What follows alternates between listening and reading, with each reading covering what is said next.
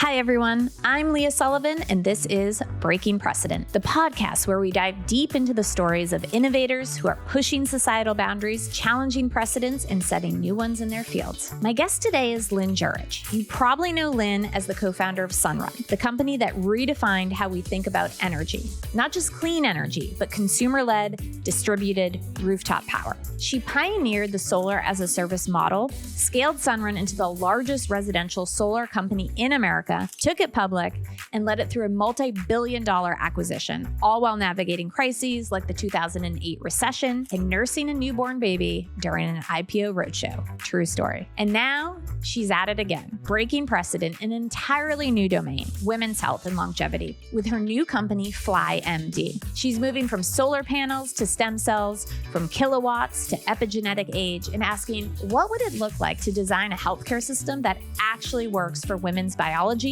ambitions, and lifespans? Let's dive in. Lynn Jurich, I am so excited to welcome you here today to Breaking Precedent. Thanks for having me. Yes, I have been wanting to have this conversation for a long time. As you know, I think I reached out to you at the end of last season, and I'm just so excited we could get this set up for season 2. So before we dive into your origin story, I always like to start with something a little more personal and something we can both answer. So your classic icebreaker here. For you, what is the most powerful thing you've ever done for your future self? Now, for me, when I think about that question, I think about starting my company, TaskRabbit, of course, right? Like change the trajectory of my life. I think about continuing to kind of build and be creative while having 4 children, because I want to set a good example for them. And then I was thinking about it and I was like, wait, I also bought Bitcoin at $2,500. Like, that's not a bad future self-investment, right? So what does that question bring up for you?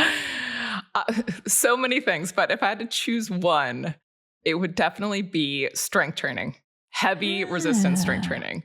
And you know, that seems to be all the rage now for good reason.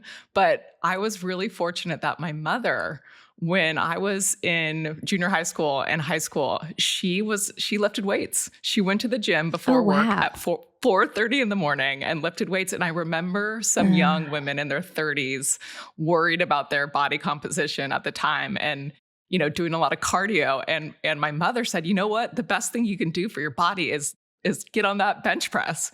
And she was way ahead of her time. Totally. That's all you hear about now, especially for us, like in our 40s and going into 50s. It's like lifting heavy is what we should be doing, right?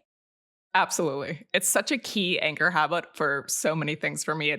It helps me eat more protein. It forces me to take my creatine in the morning. And you just feel powerful.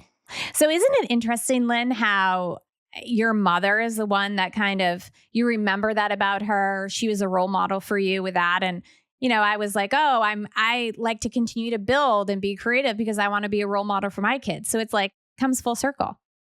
Absolutely. Yeah. I have a daughter as well. And, a 10-year-old girl, a 7-year-old son. And I also have a theory that, firstborn girls sort of rule the world. So it was definitely a hiring strategy that I had while I was CEO at Sunrun, was checking out that birth order. That's so cool. So interesting. Okay. I want to get into more of that, but I know that your story does not start with solar panels. It actually starts in Tacoma, Washington, with a lot of sports and a lot of nature. I hear you were a fierce competitor. Can you take us back there and just kind of walk us through what childhood was like for Lynn? Absolutely. I just had a thirst for everything. I've always been very achievement oriented. There was something out there to win. I was going to do it. So my sister will joke about how I would enter the library reading contest. And, every summer I almost read the entire biography section of the library. I also played every sport under the sun. So my childhood was lovely. I mean, it was intense. It trained me well, I would say, for to have a lot of stamina for what I ended up doing, subsequently. But I just love sports. I love being outdoors. I love studying. I loved it all. It's amazing. So I know you played volleyball, basketball, tennis. What do you feel like sports taught you that still shows up in your leadership today? I think resilience, Mm. with a personality type like mine and yours, Yeah. getting really comfortable making mistakes and just being in the game. And, sports are all about like, just forget the last point, as Roger Federer famously says, he's like, I'm the best player in the world, arguably, and I only won 54% of my shots.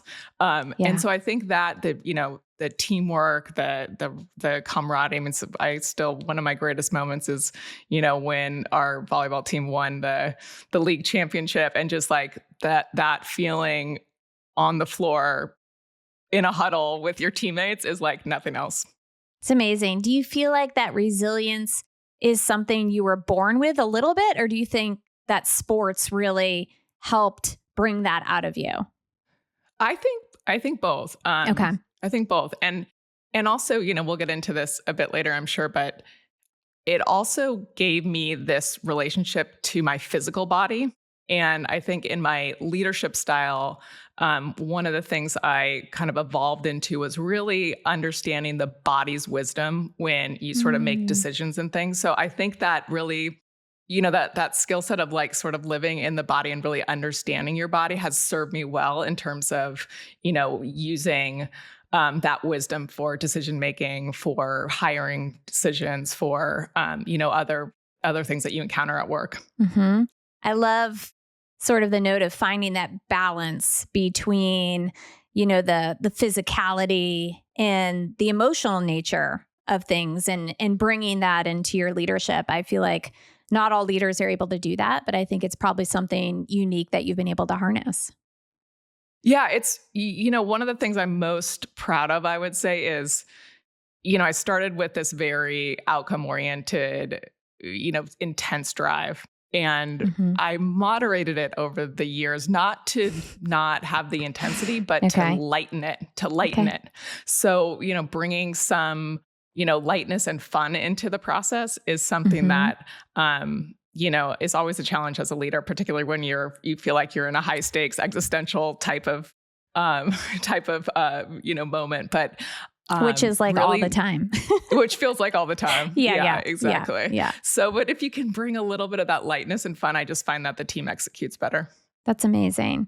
So I read somewhere that you said you were already burned out in high school, but you still chose to do this hyper growth startup. What do you think that early burnout unlocked, and like, where did that come from? Like, tell me more about that. Yeah, I think, like many kids today, I just drove myself into the ground really in high school. So I was playing club sports 2 at a time, plus, school team, plus studying. And so it was no sleep. I would come home from sports at 8 or 9, eat dinner, do homework for 3 hours, maybe talk to my boyfriend until midnight, and, up at 6. So yeah, I think I trained myself to have a lot of stamina, but there's a downside to that too. And, after I ran Sunrun for 16 years, from 0 to, 12,000 employees, and from 0 to $20 billion market cap, when I left my CEO job. And, after that, I was a little bit of a mess physically, and I ended up having to have a neck surgery, and they wanted to fuse 3 levels of my neck at age 41. And so that put me on this whole, health journey, which led me to my next, sort of career move. But yeah, so at age 41, neck surgery. Wow. Not where you want to end up. No. And I want to hear more about that in a moment, because I think, what you've done post Sunrun and what you're working on now is precedent breaking work as well. And it's so interesting. I'm curious though, like after high school, you end up at Stanford. Is Stanford a place that you knew about, you were working towards? Was that like a dream school for you to go to, or like, how did that come about? A couple of things. No, I grew up with, both of my parents went to the state university, University of Washington, and they're both quite frugal. And And I would say that that was just the intention, is why would you not go to the state school that is, affordable? I ended up getting recruited to play at volleyball at Harvard and Dartmouth. And, I think once that happened, my family said, oh, of course you got to take the Harvard opportunity and go play there. And back to feeling burned out, I ended up choosing Stanford because I wasn't good enough to play at Stanford. So it gave me a moment to take a reprieve. Really? Yeah. And I think Stanford, it was like, again, back to how do I find the lightness? That's sort of my, like, one of my goals in life. And I found that at Stanford, and I was heavy. It was heavy in high school. It felt heavy. And at Stanford, it was focusing on studying. It actually turned out to be quite easy just because I think I had pushed, I had trained myself. And I made great friends, and I got really interested in understanding how different emergence of different technologies changes society, which is really a foundational for why I saw this opportunity in solar when I was in business school to start Sunrun. Yeah. So at Stanford, you kind of shifted from math to science to technology and society. When did you first realize that technology could fundamentally reshape society? What was that moment like? Well, it was, again, in the spirit of driving oneself. So I, even despite my parents, sort of preferences, they did end up paying for college. So I was very fortunate in that they paid for college. Nevertheless, I still took a job. So why did I take a job? I don't know. I didn't really need to. I just took it on because it felt like I should. Yeah. I love that. But thank you. I started in 98. So it was the first .com boom. So we were in the center of everything, the internet at Stanford. And I was taking some computer science classes, and I started working in the Center for Work and Technology, doing research. And I was interviewing different CEOs and startups, and figured out how to day trade on the side, and just got, super interested in business and entrepreneurship, and subsequently, post Stanford, then I went into a private equity firm where I was then exposed again to a lot of different businesses, talking to a lot of different CEOs. And those two experiences really taught me that I just love the ethos of entrepreneurs. I just love their mentality. I found that in the finance world, it was really great training.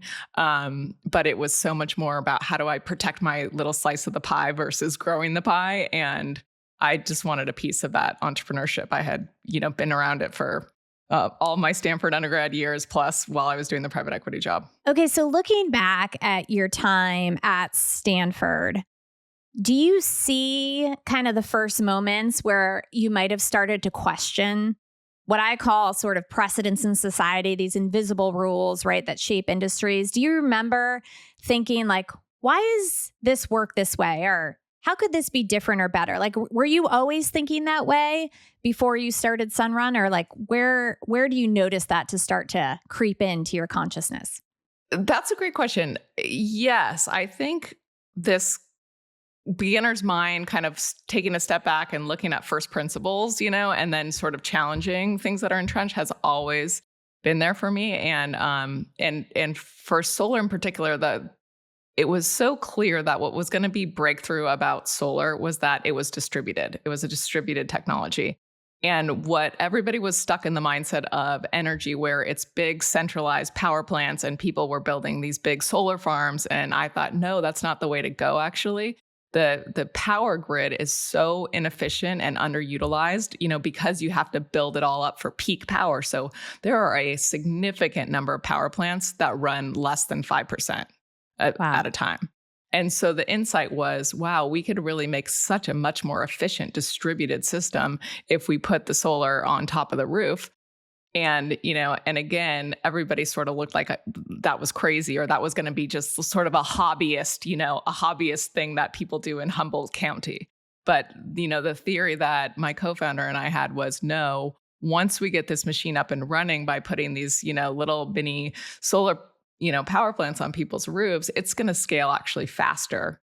And that has proven to be the case. Now fast forward, we started Sunrun in 2007. Almost 20 years later now, we will put up multiple power plants, equivalent of multiple power plants on people's homes. So we have 1 million homes now and 2 billion of recurring revenue.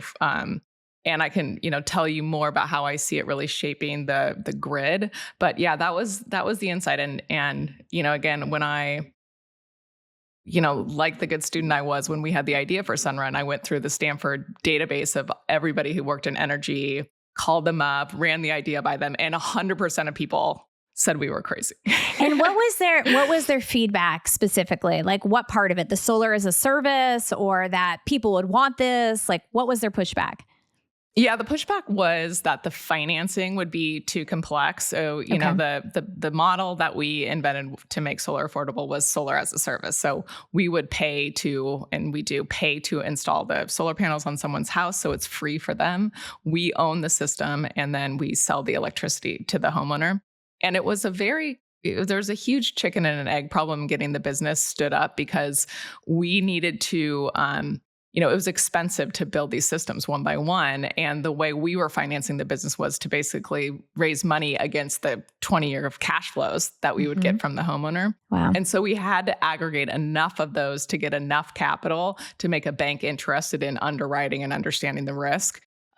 Which was a pretty stressful experience, because we were spending our Series A money, on just like buying these systems and like just hoping that we were going to get a deal. And we finally did. It was actually in the height of the recession, which was really scary too. It was 2008. And we were able to raise $40 million from US Bank in that first sort of project finance fund. And that really got us off and running. But I think people just, again, they said, oh, this is kind of hobbyist. This is kind of small time. This isn't real stuff. You're not going to be able to raise the capital. So interesting. I mean, I think as an entrepreneur, right, we're used to hearing a lot of the negative, I'm going to play devil's advocate, this isn't going to work type of comments, right, about the idea. Mm-hmm. I'm curious, how do you decide who you're going to ignore in those moments? Because if you called every Stanford alum and they all said this is never going to work, what made you decide that no, mm-hmm. I know how we're going to keep going? Mm-hmm. Yeah, it was back to first principles. We mm-hmm. had this theory that, okay, people are missing this idea of a distributed grid. And also they're investing in there's so much investment going up in the hardware upstream that it was apparent that the cost was really going to come down.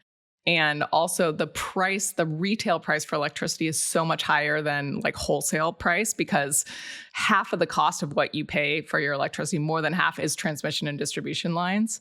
And so we believe we would hit the grid parity, is what they call it, where it's more affordable to have the solar than actually buy the power for the grid. So we had a very tight thesis from a first principle standpoint on why it would be a good business, why, the costs were going to get there. And then, enter batteries. And that has ushered in a whole new set of innovation, which we can, talk about at some point too. Yes. Yeah, no, that's amazing. I mean, it is interesting. I think I got a piece of advice once that has stayed with me, which was you could ask the same very smart people the same question. You could ask a lot of different people the same question. They're all very smart. They all might be other CEOs, other entrepreneurs. Same question. They're all going to give you different answers. And it's like no one knows anything more about your business than you do, right? Like you know the most about your own business. And so I love the fact that you just kind of persevered through and said, I see it. I have the vision. I know what to do next. And you went for it. Absolutely. And I had a very, supportive husband as well, who was a great sounding board for me. He was he and I worked together in private equity.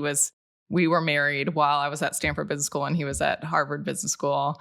And he is also an entrepreneur. So we were on that journey together, which was really stressful. But there was a lot of weeks where we were writing $100,000 checks out of my Sunrun salary to pay for his, and borrowing money from our parents. I mean, we came by it honestly, that's for sure. But something that he always says, he always reminds me, he's like, you're not smarter because you're a pessimist. A lot of people think you're smarter because you're a pessimist. You don't get points for that. Right. The optimists do better in life. Yeah. So I love that. That's fascinating. I'm gonna keep that one with me too. That's a good one. So you described this vivid moment where you're looking out of a plane window. Was it in China? You were flying over China and you were seeing this haze, this pollution. Can you describe that moment and maybe why it stuck with you and then how it kind of influenced Sunrun and what you've been working on? Absolutely. So being again at Stanford during the internet, the first internet wave, and just being around just digital life, I was struck when I was working in China that summer that, there are a lot of infrastructure problems out in the world and pollution is real. And this was in 2005 and I was in Hong Kong or maybe Shanghai at that time. And there was 1/5 of the skyscrapers in the world were up there. And you just saw this massive development and the air was so polluted that I was just sick when I was walking home from work. And, my silver necklace would be tarnished. And I just thought, there needs to be some smart people working on infrastructure, and we need to clean it up and make it a little more efficient. So I decided that was going to be what I wanted to tackle. I love that. So you mentioned the big investment you got, right, from U.S. Bank. Now, didn't you close that the same day like Lehman Brothers collapsed? Absolutely. Oh my gosh. Yeah. Like I can't even imagine raising that amount of money. Was it $40 million? $40 million. Mm-hmm. $40 million. Lehman Brothers collapses. Okay. Like, thank God you got it closed, right? Because I could have thrown people off a bit. I mean, what was that moment like? This is all such high stakes moments that really made the company. Oh yeah. Well, what happened was we started the company in 2007. So if you recall, money was free back then. There was, capital was freely available. And both my co-founder and I come from finance backgrounds. And so we thought the least of our problems is going to be able to figure out how to finance this. And so we'd go out, we raised the Series A, the equity capital. And, they kind of hesitate to give us the money before we have the other capital tied in, committed, but they go for it. And this is pre-recession. And we have a bunch of term sheets from different banks and different utilities that are going to provide this capital. Then one by one, they keep dropping out because the financial crisis hits and hits and hits. And it was just a moment where you can't even, you put your head down, you put blinders on, and you just you go as fast as you can. And you make it happen and you just find a way to make it happen. And we did. And thankfully, U.S. Bank has been a great partner. They were not exposed to the subprime mortgage. So we were lucky in that. But still, to be able to raise capital during that financial crisis against a consumer product, which is with these subprime mortgages blowing up everywhere, was pretty remarkable. So I have to give U.S. Bank a lot of credit for believing in us as well. Wow. That's amazing. What an amazing story. High stakes and crisis indeed. I think that contributed to my neck, my subsequent neck surgery, no doubt. Well, which also inspired the next company too. So there's always these silver linings, right? So I've heard you tell this funny story about pitching solar next to a giant pumpkin at a county fair. As most entrepreneurs know, when you're the founder, you're the salesperson. And it's not always glamorous. And so I came from a world of, flying in a private jet to go meet companies in my private equity job to, now all of a sudden we have to find some homeowners to buy this solar. So where do you go? You went to the YOLO County Fair in Davis, California, and you set up a little booth, in the agricultural center next to the giant pumpkins, and you just talk to anybody who's going to talk to you. And I still remember the first, customer who wasn't really friends and family was a woman I tracked down there. Really? Sue, she owned her own construction company. And so I think she paid it forward. I think she believed and she wanted to support, a woman founder. She also, I think a lot of people thought we were going to go bankrupt and they would get their solar system for free. They're like, this is a great bet to make. Yeah, exactly. But so it was hustle. It was, put the flyers on the car at the BART station and, hustle. So I remember those days too. That's amazing. How big were these pumpkins, the giant pumpkins? Were they I'm like impressive. picturing like cow-sized pumpkins. Getting back to my strength training, I should have, Yes. try to bench press them a little bit, get a little extra workout in on the side. Oh my gosh. So was there ever a moment in these early days when you're doing all these scrappy sales when you thought to yourself, I don't know if this is going to work? Oh yeah. Yeah. Oh yeah. Yeah. I mean, we throughout those early years, it was always we were either flush with customers or we were flush with capital. And they never seemed to be in balance. Wow. So it was quite stressful.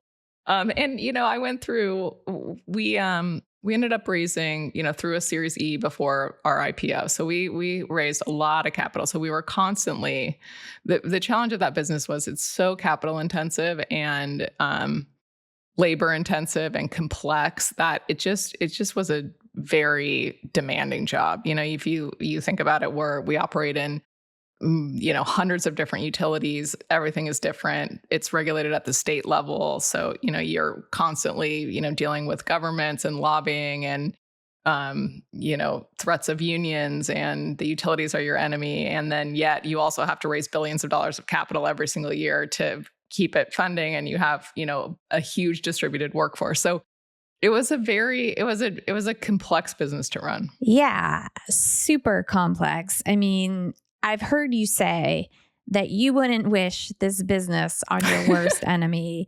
And I'm curious, if you had to distill down, what were the precedents in energy that you had to break to get this off the ground and for it to actually work? Yeah, the biggest challenge was that we were a threat to the utility. So utilities, have monopolies. And, in many cases, even the regulator sort of protects. There's a lot of regulatory capture. Like the regulators really kind of protect the utilities. And so we would always get scapegoated like, oh, we're making the grid less stable, when really that's really not what's happening. What's happening is we haven't invested in the grid for a very long time. And so it's falling apart and it's not ready for climate change. And so we were there was all these games that would be getting played around how the utility would ask for different rate structures at the regulator that would make solar less cost competitive. And so we were constantly having to watch our back, intervene places. And in fact, like in Florida has one of the most savvy electric companies. They saw the threat of our model. And so at the state level, they actually banned residential PPA, like the solar as a service model was written into statute to prevent it, because they were smart. They were seeing that this could be a threat. And so you're constantly, and you don't know where these things pop up because there's different utilities. It's a state level thing. And so, you're constantly having to fight those kind of ground wars to like win at these rate cases. And what's happened now, which has made really the game, it's sort of game over in many ways. You never want to declare that, but what would happen is the utility there would be arguments over if the home produces more power than the home uses, and that flows into the grid, how much does the utility have to pay you for that excess power? Wow. And so there was always battles around that. But now what's happened is stationary batteries have become so affordable that for almost every one of our solar systems now, we're adding batteries.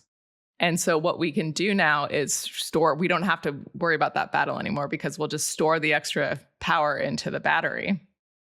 And furthermore, it unlocked a whole new business model where we now can, when the grid needs more power, we can dispatch it out of the battery. Wow. And so we're operating a network of about like 3 gigawatt hours, which probably doesn't mean a lot to your listeners, but like a equivalent of big power plants with batteries. And back to how inefficient the grid is, this is immediately efficient. So the grid operator in California will call us essentially when they know they're going to be short power, and we can push power out of the batteries and save the need for brownouts.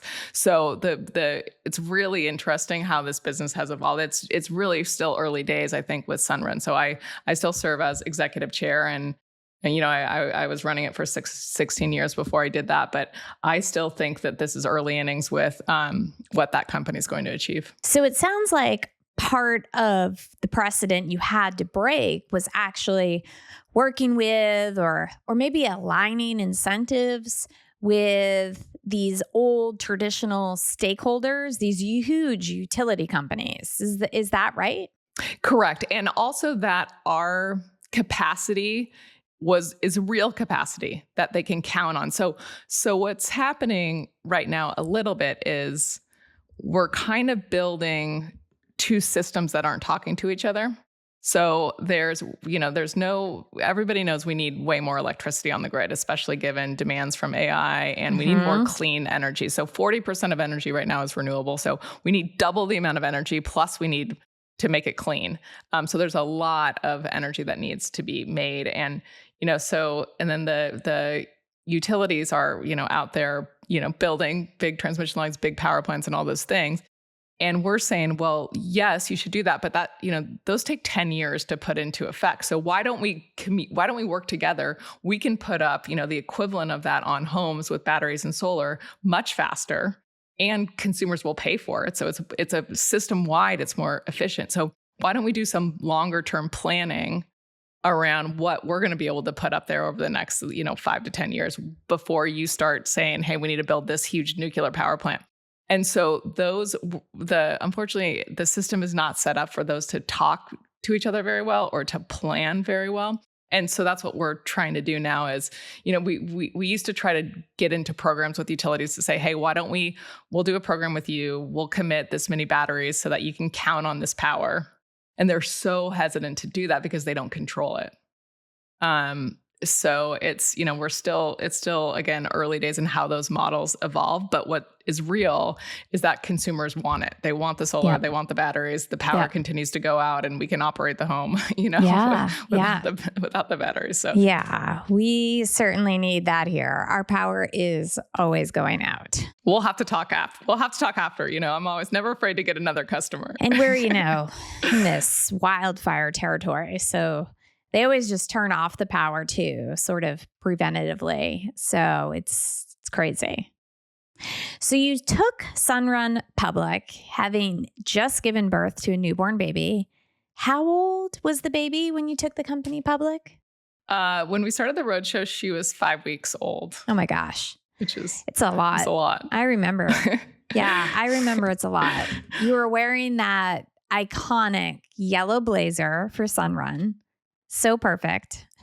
Can you talk about why it was important to show that version of leadership and fold motherhood into that moment as well? Yeah, I mean, it's, when you need cash, you need cash. And when the market is open, the market is open, right, for the IPO. And right. So, both Ed and I, my co-founder, we had this instinct that, whoa, the window is going to close. Like we could just feel it. There was a couple risky other kind of energy related IPOs that were like, those companies were not believers in them. And so it felt like the window was like closing and we needed the capital. And we had already raised through Series E, so we were not going to get it from the private markets. So we just had to push. And I remember I came home from the hospital that first night, and there's like this picture that my husband has on his desk where I'm just like laying down. I have my headset on. I have the baby on my chest, and I'm talking to E&Y about trying to get our financials live. This is the day I got home. And so it just had to be done. And so I told the bankers I need to bring the baby. I was nursing the baby. I was committed to that.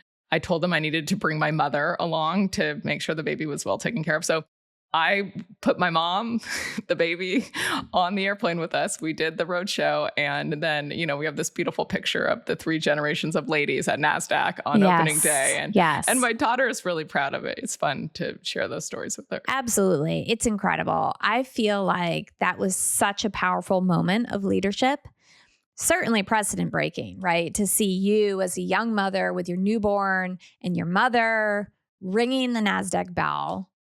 I think that's an important moment for everyone to witness. It was great. And with my second child, I had an earnings call 3 days after the birth on that one too. So I told my team I'll do the call, but you guys are doing all the callbacks. Oh my gosh. Okay. So you've said more than once that you're street smart, and I'm curious, what is the grittiest battle you fought with utilities or regulators, and how did you outmaneuver the system?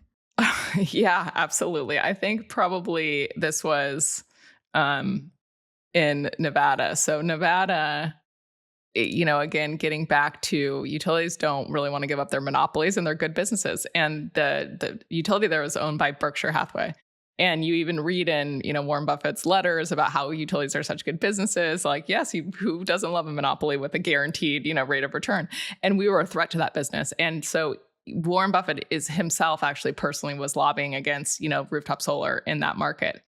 And, the regulators decided to not only, so back to this, the disputes typically are around, can the home systems push power back into the grid and can people earn revenue off of that? And they, and it's important to the financial return that consumers can get some revenue from the power that they don't use in the home. And they canceled that. And they even canceled it retroactively. So people who had made an investment in solar were unable to fulfill the promise that they were given.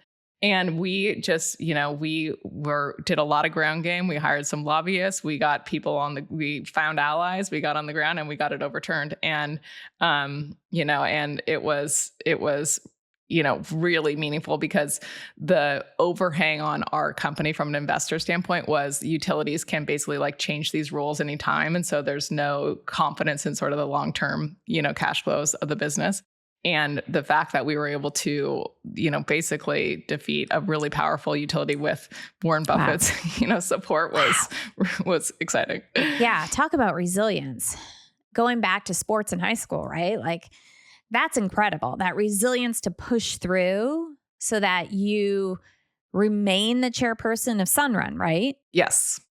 Executive. I'm co-executive chair with my co-founder. Okay. So you are co-executive chair of Sunrun. Give us a sense of just size the company is now, the impact that you've had across residential households and beyond. Yeah. Thank you for asking. The scale of the company now is we have about 1 million customers. We have about $2 billion of recurring revenue. We have about 9 gigawatts of power. So a kind of a semi-big power plant is about 1 gigawatt. So it's really quite significant. And the run rate business right now is adding, a couple gigawatts, a couple power plants every single year. And, a power plant typically will take a very long time to get built and commissioned. So we're really scaling, as fast as any sort of energy resource. And then what I did with Sunrun too, before I left was, we talked a little bit about the future of batteries and how batteries, I think, are turning home solar into a smart networked asset that actually can be, networked into the grid and a distributed power plant. And back in 2015, I saw that that's where, the future was going. And so I decided to, with Sunrun and SK in Korea, start a battery company. Wow. So we started a battery company called Lunar Energy. It's a competitor to Tesla Powerwall, essentially. And I chair that business. So that business has raised about $400 million and has commercialized, solar. So I co-executive chair of Sunrun. I chair the Lunar Energy, and then I have started this medical practice. Those are what's keeping me busy, plus parenting. I mean, most people would have retired on the beach after they took a company public. It was like a $3 billion company when you took it public. Is that right? The market cap when we went out was $14 a share. Yeah, like a couple billion. And then when I left, I did 25 quarters. When I left, it was 20 billion. Okay. Wow. Yeah, I did 5 years. It's amazing. I mean, you have done the impossible with Sunrun. You scaled it through crisis. You took it through IPO. Most people would have retired on the beach, but you're back at it. You're breaking precedent in women's health. Let's talk about the Female Longevity Institute, Fly MD. Fly. Yep. So tell us about that. Yeah. So when I went to executive chair, I thought, okay, it's time to get healthy. I was living on cortisol, not sleeping for many, many years. And as I mentioned, I ended up needing a pretty significant neck surgery. So, at that time, I read Outlive, longevity started having this moment. We're really shifting the model in healthcare from sick care to preventative care. And so as I started to learn more about that and more about my own health journey, I was struck, I was appalled by how little research there is on women's health. And I had no idea the effects of perimenopause, what happens when you actually lose your ovaries, and the little amount of knowledge that was out there. And so I tracked down who I thought were the smartest doctors that I wanted personally. And I just called them up and said, I think we really need to build the standard of care for female longevity. We have fundamentally different bodies than men. We're going to live half our lives without this organ system that is critical. And I had no idea. I think maybe your listeners would be shocked too. Women have 75% dementia. We have 15 times more osteoporosis than men. We have 80% of autoimmune diseases. Once you go through menopause, your chance of heart disease is like 5x. And we just allow a critical organ system to die. We do not do that for any other organ system. And, so it became, apparent to me that I needed to, help really influence the standard of care in this area. And so I have a couple things I'm working on, but, I didn't want necessarily to start another company. My family didn't want me to start another company, but it had to be done. It just had to be done. It's never you starting a company. It's the company that's calling to you, right? It sounds like that's what happened in this case. So you've said before that rooftop solar was once dismissed as too small to matter. Do you see that in women's health, facing that same sort of bias? I think there's a few things. One is we just haven't been researched. And I think, it was before 2016, 80% of all NIH studies were only done on men. This is not very long ago because, wow. And the reason is our bodies are more complex. We work on a monthly cycle. Men work on a 24-hour cycle. It's more complex to study drugs, to study interventions on the female cycle, but that's what we have. And so even when they were testing breast implants, it was on male rats. I mean, it's like when you actually get into it, it's pretty appalling, the limited amount of data. And then I think many of us know that there was some flawed studies that scared women off of hormones that happened, back in 2002. So there's the one issue is that. The other issue is everybody seems to tell women there's just judgment around this stuff. There's so much judgment and it gets like personal around, is this natural? Is it not natural? What is natural about medicine? In my mind, getting back to first principles, it's when we lose our ovaries, we lose critical hormones that operate the body. The male brain post-menopause, the male brain makes 6 times the amount of estrogen. There are receptors everywhere in your bones, in your heart, in your brain. It is key. Women are told estrogen causes breast cancer. That's false. It's the biggest lie ever told to women in medicine, period, in my belief. And yet people are still, I like natural. I want natural. It's like, well, it's not natural to have a heart surgery, but are you going to say no on that? I personally feel that, I want to operate my body in the most effective way possible so that I have a really healthy, I don't need to live forever. Like, these the bros that want to live till they're 200. I just want to be healthy. And so I think I'm really committed to one, and the other thing I think that is a misconception too, or maybe just something I want to clean up, is women really tolerate suffering. And we're sort of told also in this time of life, you're low energy. Oh, maybe you're not sleeping, or it's just natural, or you're getting older. And I don't think that needs to be the case, but our bodies are more complex. So we need competent clinicians with the right amount of time and the skill to actually unpack the complexity of women's bodies in order for women to be thriving, be high energy, and not tolerate this I can power through. So, those are some of the things that I think are in the way right now. Yeah. I think that's a pretty key point. We're used to suffering, right? We're used to pregnancy for 9, 10 months, Mm-hmm. childbirth, and, all the hormone fluctuations that happen every 28 days.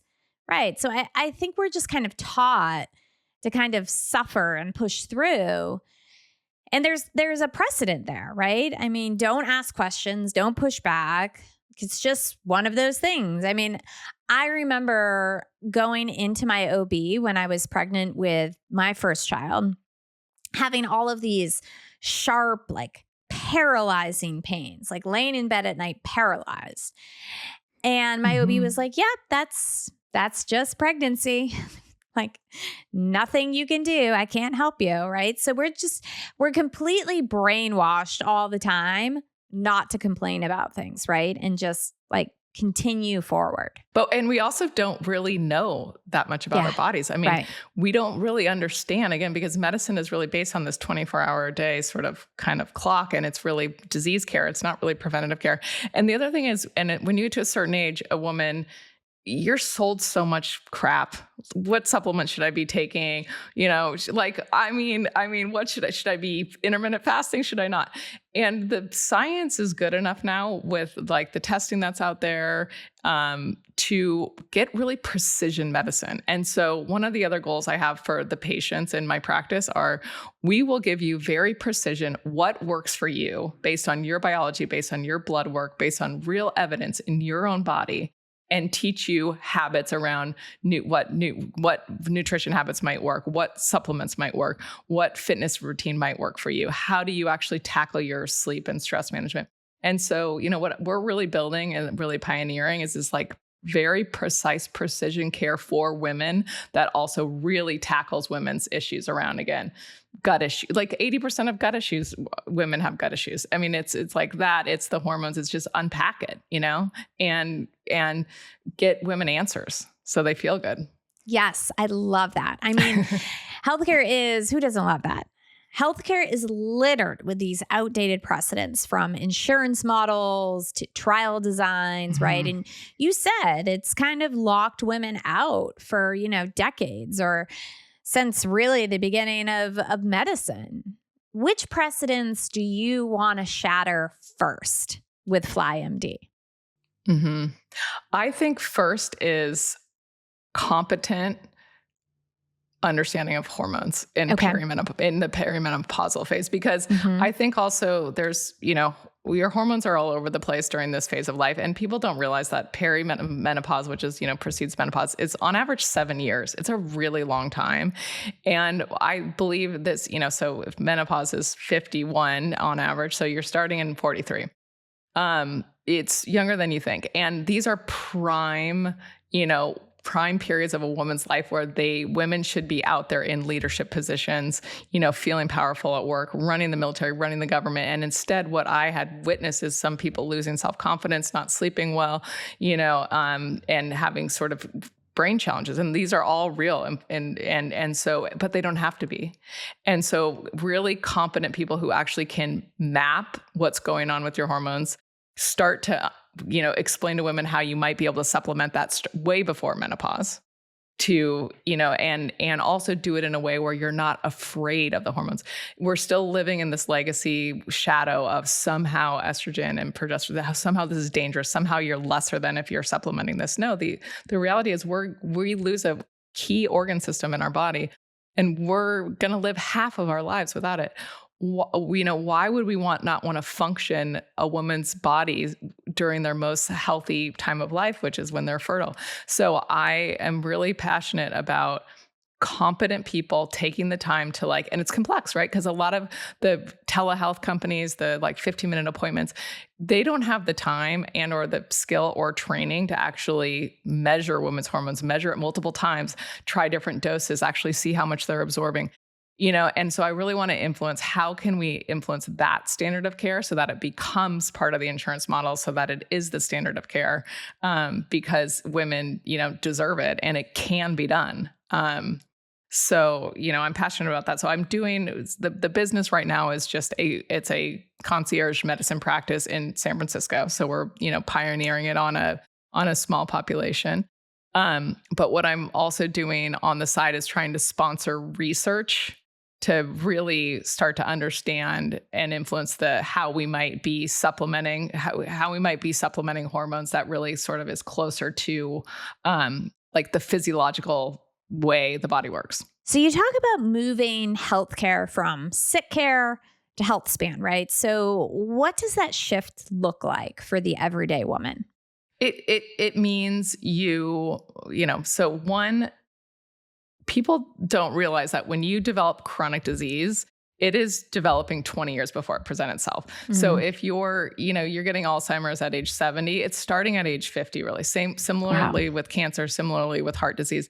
So what we do first is you really want to, one, understand, genetic predisposition. And not everybody wants to know all the information, but if you want to do what I want to do, because I like data, I want to understand my genetic predisposition. I want to understand any sort of early markers that I might be, on a path towards developing any sort of one of these chronic diseases. So whereas a normal care, you would just sort of be in range. Well, I don't want to be in range. I want to be in optimal. And there's a lot of ways where you can catch some of this stuff early, including, advanced cancer screening.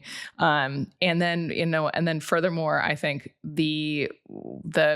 our clinicians are also trained in integrative medicine, so both gynecology and hormones, and also integrative medicine. So how do all the systems of the body interface with each other? Because it's not a silo, and you might, do something for your endocrinologist might say something, but then that might upset your, GI tract. So you really need to deal with the whole entire system and heal it at that mitochondrial level, so that you're reducing inflammation in the body, and you're not developing these sort of chronic diseases. And one of the best things you can do to reduce inflammation, there's, sleep, nutrition, it's a lot of lifestyle stuff. So we really also focus on lifestyle and precision lifestyle, because people have different preferences, people have different needs. How do you teach women to incorporate what's going to stick as a habit that's joyful for them across these different lifestyle elements? So it's a combination of all of that is what we're sort of putting together. So exciting. So exciting. I want to come by. I want to stop in and see the setup there. Please do. So you've broken precedents in two of the most entrenched industries on earth: energy, healthcare. Let's zoom out. What does the world look like if you succeed on both of these? Yeah, I was joking with a friend. I love these two areas, because I also think they're sort of AI proof or AI enabled. We're AI not going to get dislocated for sure. by AI. Yeah, totally. Because I look at some of my friends who are investing right now, and I think, how do you even invest in this world? It's hard to know, because so many of the best AI companies don't need capital, and so many other companies are just going to be dislocated. So I like that I'm AI proof. Very smart. And Very smart. And aided by AI. But yeah, when I was in my transition phase from Sunrun and figuring out what to do, I knew I wanted to stay in climate. I also looked at joining the government. I was speaking with the Biden administration about doing something in the DOE, and I'm also on the board of a nonprofit that has received a $3 billion grant to electrify low-income housing. So I have my foot in that world. But when I zoomed out, to your point, I felt like what the world needed was more powerful feminine energy in the world.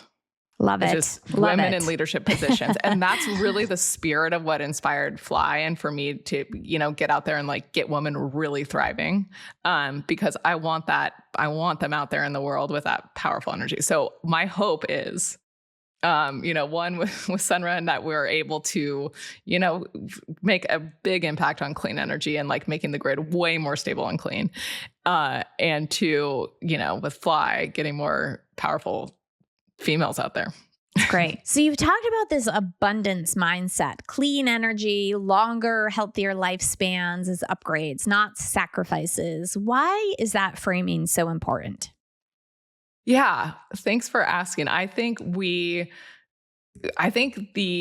environmentalists did a real kind of disservice to make things feel like you have to suffer. It's like you need the paper straw, which you don't like. You have to turn your air conditioning down, and it's this whole suffering sort of mindset. And it doesn't have to be the case, actually. So electricity can be free from the sun, and so you can use as much as you want. It can actually be more affordable than purchasing it from the utility if you develop it in this sort of efficient way. So I think it's really critical to reframe, and induction cooking can be just as good as a gas stove, to really reframe people's minds that they don't have to suffer to live in a world with clean air. So it kind of keeps you open from the beginning. Is that it? Like it kind of keeps you open, opens you up, keeps you positive. Yes. And it changes the nature. People pick up on that cue, right? It changes the nature of that interaction and the outcome, I believe, ultimately. Great. And it's a more pleasant way to live. Back to the point of, lightness and ease. It's great. Okay. What is a precedent that you're still afraid to break? I don't know. I got to come up with something. Okay. It's okay if you can. Have you gotten a good answer? This is actually the first time I've asked this question. So the first time. So I'm afraid to break. Okay. I'm going to think about it too. If there's something, you know what? For me, you mentioned the government and politics, right? Like I think that our democracy is in such a fragile state right now. Mm-hmm. And that is difficult for me to parse through. What are beams versus barriers? And what I mean by that is, a beam holds up an institution, and a barrier are things that you can take down without the whole institution crashing down on you. And I think beams versus barriers right now in our democracy are difficult to parse through. Mm-hmm. Yeah, I've been studying this a little bit. One frame that I thought was sort of useful about how particularly the progressive system is a little broken is we want to believe in sort of governmental services and big government, yet we distrust any sort of power. So it's like, you put all these checks and balances in because there's this like ethos of like, ooh, power is bad somehow, or top-down control is bad somehow, so that we've now put all these barriers into place so that the top-down, services that progressives might want for society are unable to operate. Yeah. And I think that's really interesting. So you have to kind of you got to take a step back and maybe, have a little trust. And not make things so hard, not have so many checks and balances along the way to like eke out, catch every single little piece of fraud or every single little piece of thing. Maybe some of that needs to go through to just have a more effective state capacity. Yeah. Yeah. That's how I've been thinking about it recently. So Lynn, your story really is the definition of breaking precedent, from pitching solar beside a county fair pumpkin to ringing the NASDAQ bell with a baby on your hip. Now you're launching a new model in women's health. For listeners that are staring at entrenched systems right now and wondering how they can break through, what is your piece of advice to them?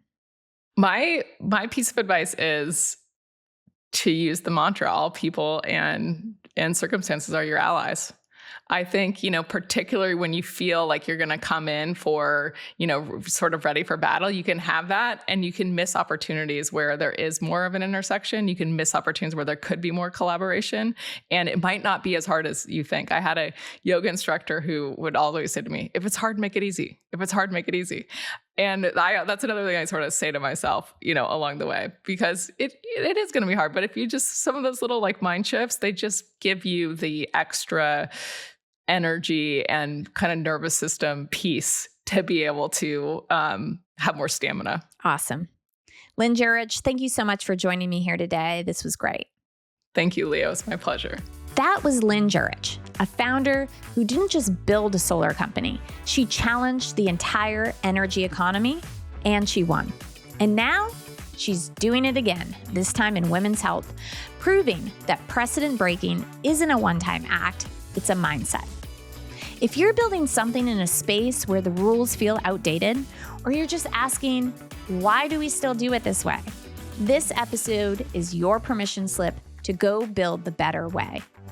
And if you know someone who is trailblazing a unique path, I want to hear their story. You can send me a note on my website, breakingprecedent.com. Until next time, I'm Leah Solivan.